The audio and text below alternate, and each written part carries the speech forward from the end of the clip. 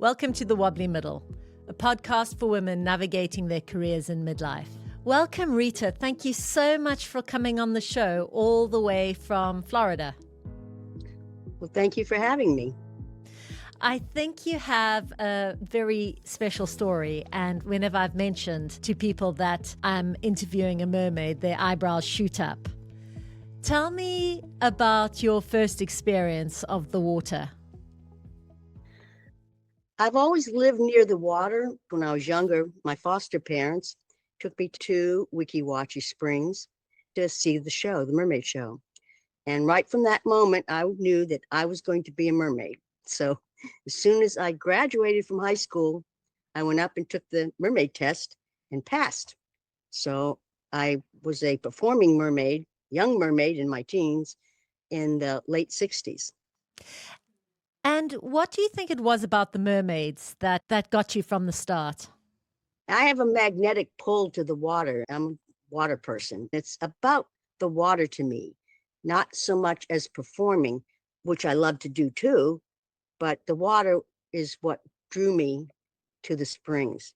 There's so many myths about mermaids. They lure the sailors to their death. They're also seen as guardians of the sea. Which of the mermaid myths speak to you? None of us identify with the ones that drug in the sailors into the water. We are kind of keepers of the water. You've said that being a mermaid spoiled you for any other job. Yeah.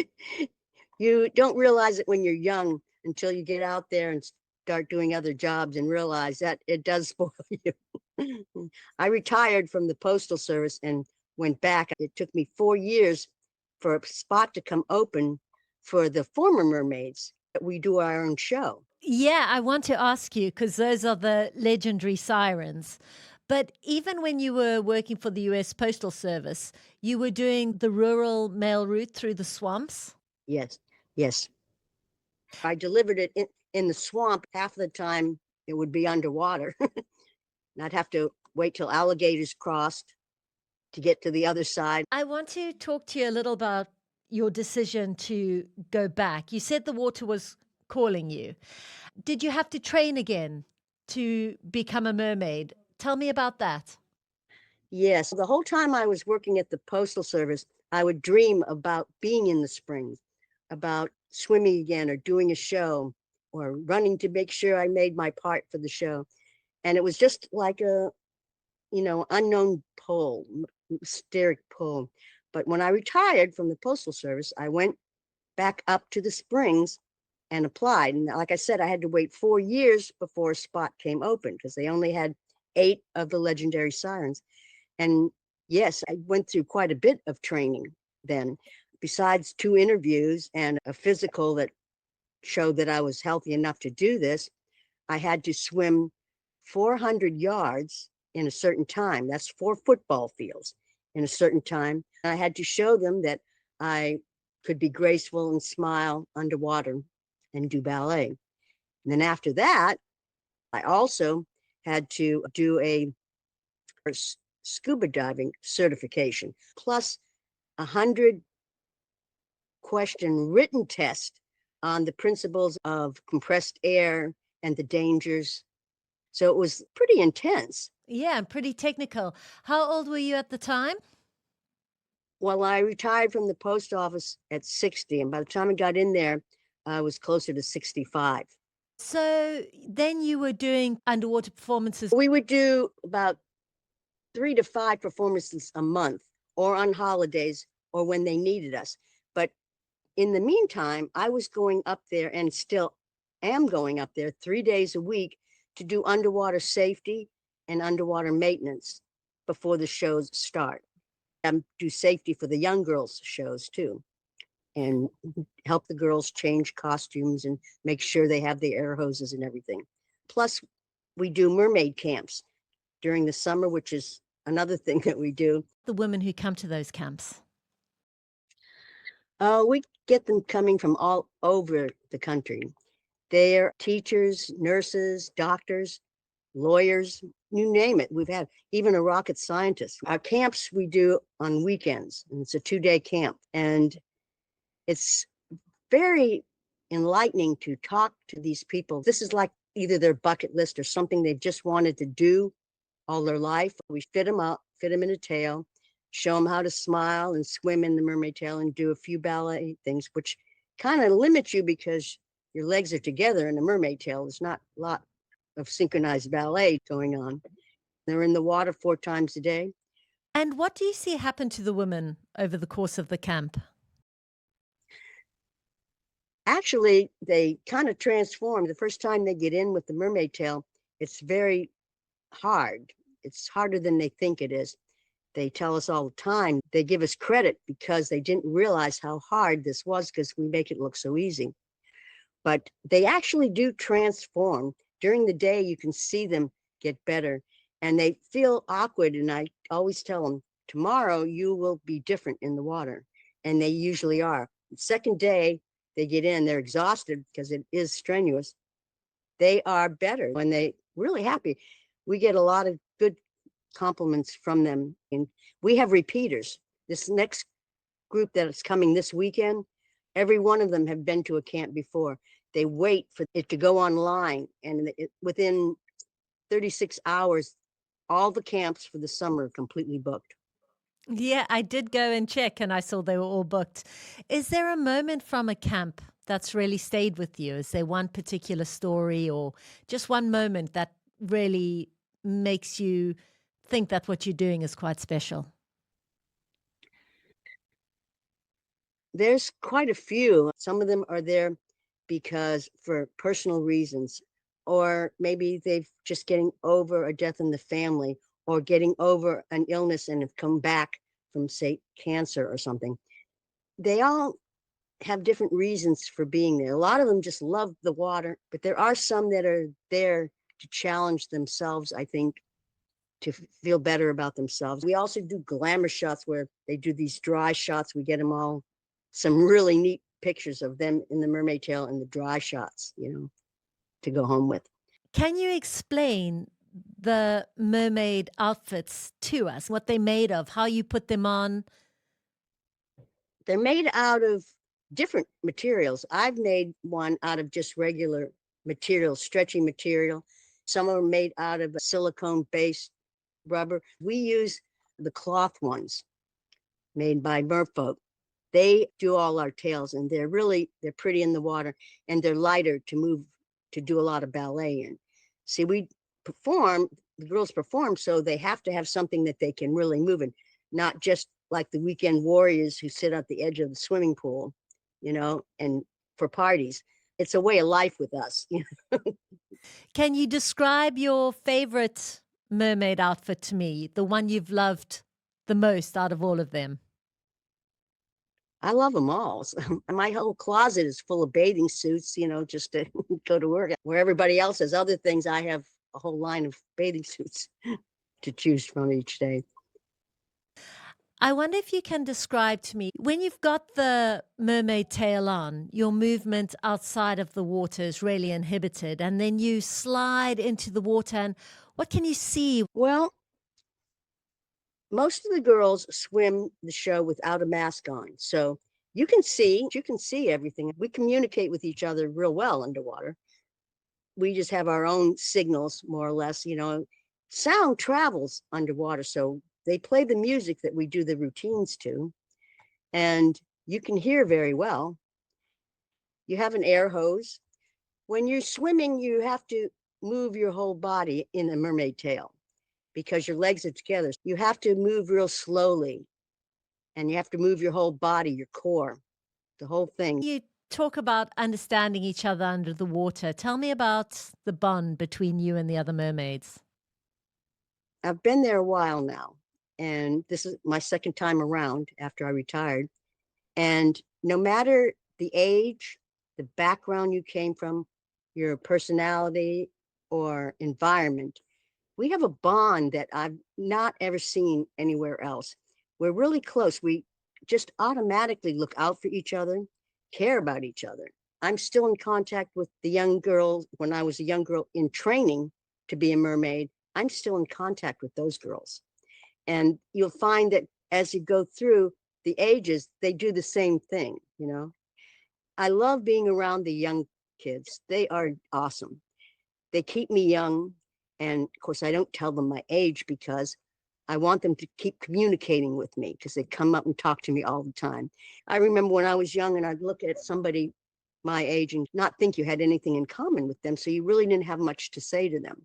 So they always come up and talk to me. And I love that because I get to see a broader view of the youth today. And they look out for me and I look out for them all the time when we're in the water. It's just an automatic thing we do, take care of each other. And you also speak to the audience after the shows. How do they respond to you? They love the Mermaid show. When the Legendary Sirens we got so many compliments from women saying that they were glad to see us at our age, different sizes and everything, doing what we do because it inspired them to go ahead. And we tell them, don't hesitate. You have a goal, you have a wish, go for it.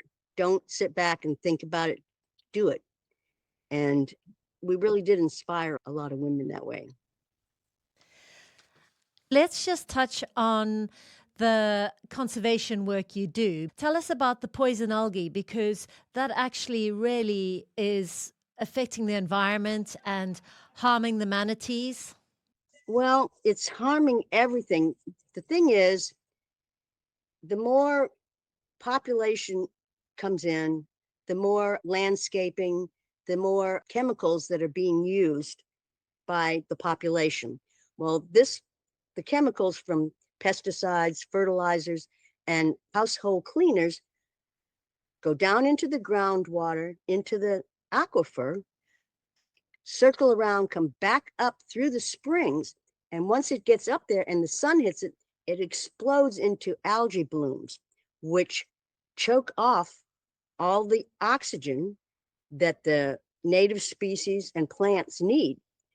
If we don't clear out the algae, it will suck up all the oxygen and they will suffocate to death.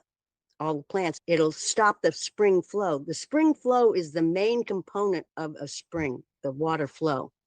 And if that slows down or stops, that's where we're having a problem with our springs. We've had, not recently, but with one of the decades not too far back, in a 10-year period, we had 17 springs disappear and dry up completely. Really? It's consumption, which lowers our water levels and our water tables, and the algae and the chemicals that are being in there. So my thing was, I researched different types of fertilizers, pesticides, and homemade items that you could do to replace some of the harsher chemicals. There's a lot of organic out there now, and there's stuff you can do just in your house that you can use from household things. So, Rita, earlier you mentioned how so few people get to go back and recapture something from their earlier life. And you made that happen for yourself. Yes. I think I used to be a water person, but over time, as I've grown older, I became much more of a landlubber. How can I go and recover that water baby? Well, I'll tell you, there was times that coming back, I asked myself if I was doing the right thing. I did challenge myself that, but I figured that as much as I love the water, that it was hard to keep me away, that I had to give it a try no matter what. Because that 4-year period where I had to wait for an opening to get back in, I went to the gym and stayed in shape because once you retire, your lifestyle changes. So I was feeling like I wasn't as balanced and coordinated, and I knew that was unacceptable. So I started going to the gym. I'll tell you, to do this, what we do, you have to really be in great shape. It's really strenuous. We make it look really smooth and easy because we've learned how to flow with the water. But if you really love the water, you should spend more time in it. And what were you surprised that your body could still do, could still remember? It's pretty much like riding a bicycle when you do this. I got back in the water and I took one of the earlier camps before I got back in during that 4-year period. They just started doing camps. I was so excited because I was going to get back to swim in there. And that's the only way you can get into that part of the Springs where the show is if you're performing or you work for the Springs or you do the camp. So when I got in there right away, I started doing ballet, that's because I was thinking a lot about it. And it comes back to you really, really simple. A friend took pictures of me, so I knew that I still remembered it pretty well by looking at the pictures. You have to see yourself. And that's how I learned to do the shows was my son would go up and film it, and then I'd come home and watch it and see what I was doing wrong so I could correct it. That's kind of what you have to do. And the young girls do that too. They tape each other. What do you say to other women who want to go back and find out who they were before they had their children, when they raised their families, when they forgot who they were? Well, to me, you have to do your own soul searching to see where you are and what you really want and how bad you want it. Some people can say things, but they may not full-heartedly mean it.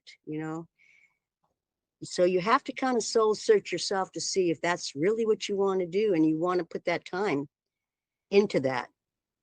So it's all up to the person and how badly they want to do something, and how they project themselves and how they research or whatever it takes to get to that point. And it's steps always. Have you always been that determined? Pretty much I have, yes. Even when my son was young, I was always determined to do what was the best thing I could possibly do. I wasn't thinking about the water then. I thought about it, but not going back. Just that I always dreamed about it. But I didn't, until my son was raised, did I really consider seriously doing that. When I found out they had the Legendary Sirens, which is something special because it's a special thing for performers to go back and do it. When I found that out is when I really got full tilt. But I always was into the water conservation and protecting our freshwater resources. Even back in the 70s, when my son was little, I was concerned about that. So I've always been close to water in some form. But raising my son on my own, I was working 2 jobs just to survive and keep food on the table for him. So there was a point in my life that I had to take a break from water because I had to live, I had to survive. But as I got into the Postal Service and started working pretty much, that helped me financially. So I had time to start getting serious about water again. If we think back to the little girl who was driven 35 miles to Weeki Wachee by her foster parents, what would she think of where you are now? Oh, she would be happy, just like I am. Very seldom do you get to go back and do something in life that you did when you were younger and in your prime. And you don't get to do that often. You don't get to go back and do something that you love so much. And I feel really grateful and blessed that I get this opportunity. I enjoy going up there every time I go up there.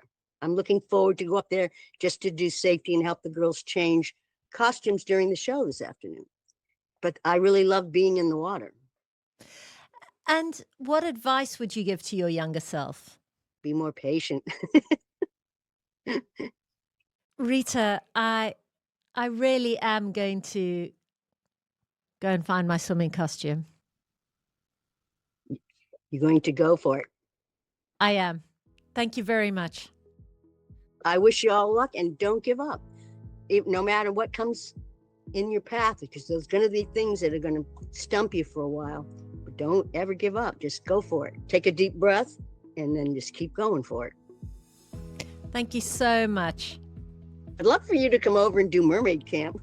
I'll have to be super quick online. Well, it was a pleasure talking to you.